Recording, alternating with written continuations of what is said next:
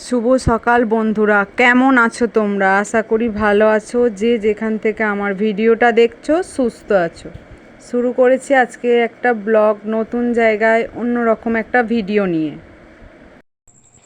ভোরবেলা সমুদ্রের ধারে হাওয়া খেতে খুবই ভালো লাগে, আর তোমাদেরও নিশ্চয়ই ভালো লাগে। আর এত সুন্দর হাওয়া দিচ্ছিল, আমি না মানে গিয়ে থাকতে পারলাম না। চলো প্রথম থেকে ভিডিওটা শুরু করি। দেখতে পাচ্ছ আমরা চলে এসেছি সিঙ্গুরি। আর কোথায় যাচ্ছি বলো তো?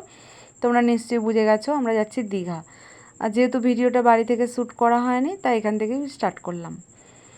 ভিডিওটা তোমরা পরস্পর দেখতে থাকো, তাহলেই বুঝতে পারবে। আর এখানে দেখো স্টেশনে কিন্তু প্রচণ্ডই ভিড় ছিল, আমরা বেশিক্ষণ দাঁড়াইনি। তারপর ট্রেন আসা মাত্রই আমরা কিন্তু উঠে পড়েছি। আর এটা হচ্ছে আমার ছোটো বোনের মেয়ে সোনাই, আর অনেক সবাই আমরা যাচ্ছি।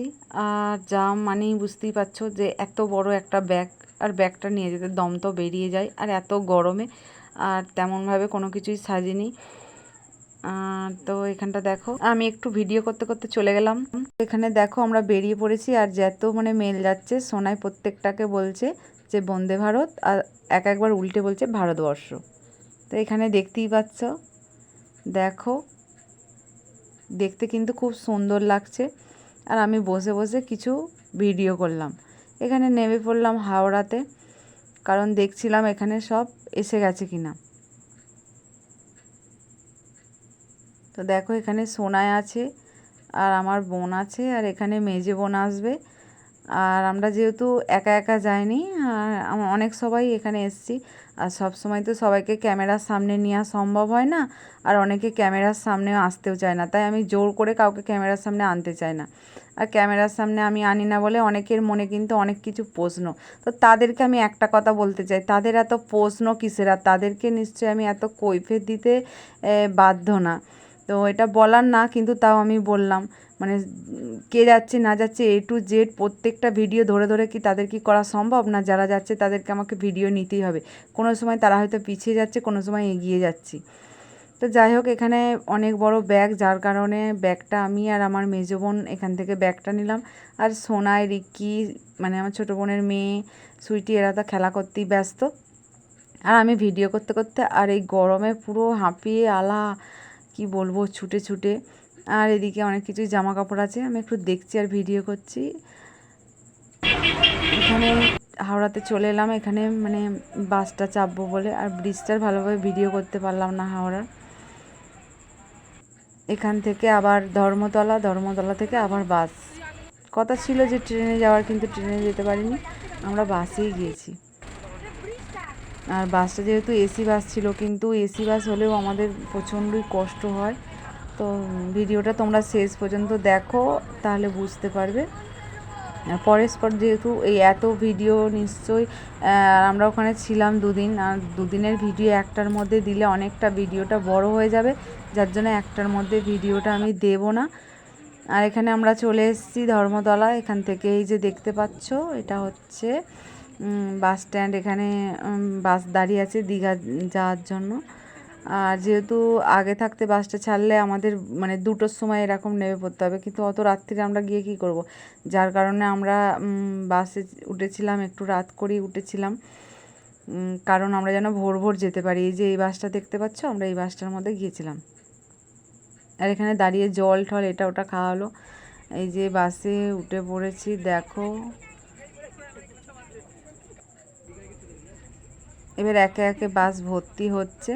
আর এখানে আমি একটু ঘুমিয়ে নিলাম, এই দেখতে পাচ্ছ ঘুমিয়ে পড়েছিলাম। আর সোনাই এখনও ঘুম ছাড়ছে না। এসে গেছি আমরা, আর ফাইনালি চলেই এসেছি। আর এখানে এসে ওরা খুব মজা করছে, আর সমুদ্রের মধ্যে অনেক কিছু মানে মাছ ধরে ধরে এনে এই ছেলেমেয়েরা খেলা করছে, আর আমি সেই সুযোগে দাঁড়িয়ে দাঁড়িয়ে একটু ভিডিও করছিলাম। এই যে ওরা সব ওদিকে চলে গেছে, আর আমি এখানে দাঁড়িয়ে আছি। বারণ করছি যে যাস না, পা গলে যাবে, পায়ে লেগে যাবে, আর পায়ে যদি লেগে যায় তাহলেই ব্যাস আবার বাড়ি চলে আসতে হবে। কিন্তু কে শোনে কার কথা? আর এই সাইডগুলো দেখো, যেহেতু এখন অন্ধকার অন্ধকার আছে, যার কারণে এখনও আলোগুলো জ্বলছে, আর বেশ দেখতে ভালো লাগছে।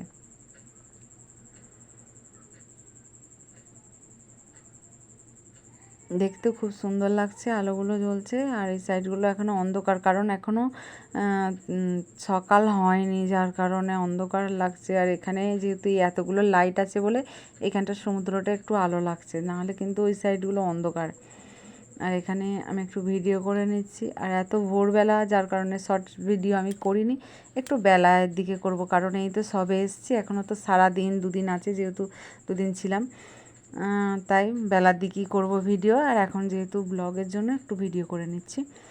এখানে একটু বসে পড়েছি, হাওয়াটাই কিন্তু বেশ ভালো লাগছিল। আর বাসে বসে বাচ্চারা সবাই বমি করেছে, আমার বোন বমি করেছে। আর আমার মানে কি বলবো, আমারও হয়নি এমনটা না, আমারও প্রচণ্ড মাথা ব্যথা ঘুরছিল।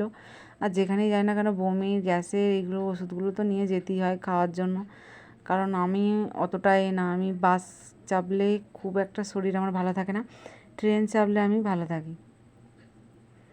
আর এখানে বাস থেকে নেমে যেহেতু একটু বসেছিলাম, তারপরে এখানে চলে এলাম একটু হাঁটতে হাঁটতে। সমুদ্রের কাছেই আমি ছিলাম, অনেকটা দূরে না। এখানে আমি একটু পাপা করে যাচ্ছি। আর এই যে আমার ছোটো বোনের মেয়ে কি মাছ এনেছে দেখো তোমরা, এই যে দেখতে পাচ্ছ তারা মাছ এনেছে। ও ছোট্ট ছোট্ট সরু সরু আঙুলে মাছগুলোকে এত বারণ করছি যে এরকম নিয়ে আসিস না, কিন্তু শুনছে না কথা। ও যাচ্ছে আর একটা একটা করে মাছ নিয়ে চলে আসছে। দেখো ও কীভাবে ছুটছে, দেখো তিরিং তিরিং করে ছুটছে। সোনায় আসছে, রিক্কি আসছে। আর এখানে প্রচণ্ড ঢেউ, আমি আর থাকতে পারলাম না, এবার আমিও চলে এলাম এখানটায়।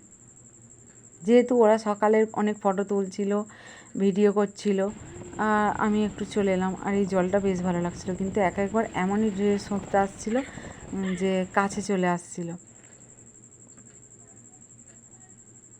দেখো জলটা কিন্তু খুব ঠান্ডা লাগছে, আর আমার কিন্তু, আর এই হাওয়াটা না, সকালবেলা ভোরবেলা হাওয়াটা খুব সুন্দর লাগছিল। আর ঢেউটাও দেখতে আমাদের খুব ভালো লাগছিল। দেখো কতটা হাওয়া দিচ্ছে, বুঝতেই পারছো যে ওড়না জামা কাপড়গুলো কতটা উড়ছে। আর যেহেতু জুতোটা ভিজে যাবে, যার কারণে আমি ছুটে ছুটে চলে আসছি। আর আমার বোনের মেয়ে এইটাকে ধরে এনেছে। আর এটার মধ্যে দেখতে পাচ্ছ এটা কিন্তু চলছিল, তখন কিন্তু বেশ লাগছিল, কুটকুট করে যাচ্ছিল, খুব সুন্দর দেখতে লাগছিল। তারপর আমি আবার উঠে পড়লাম, উঠে বসে আছি। আর এই যে আমার বোন আসছে। আর ওখানে দেখো ওই যে দেখতে পাচ্ছ ওখানে ফটো তুলছে, আর ছেলে মেয়েরা সব এদিকে দাঁড়িয়ে আছে। ব্যাগটা তো পুরো ভিজে গেছে, আমার জামা মামা জুতো সব। বারণ করলে কে শোনে কার কথা। আর গেছে, ও তো বলছে শুনতেই পেলে যে ওর জামা টামা জুতো সব ভিজে গেছে। কারণ এই কারণেই আমি যেতে চাইনি, এই যে ছুটতে ছুটতে সব চলে আসছে, ঢেউয়ের স্রোত যেহেতু বাড়ছে।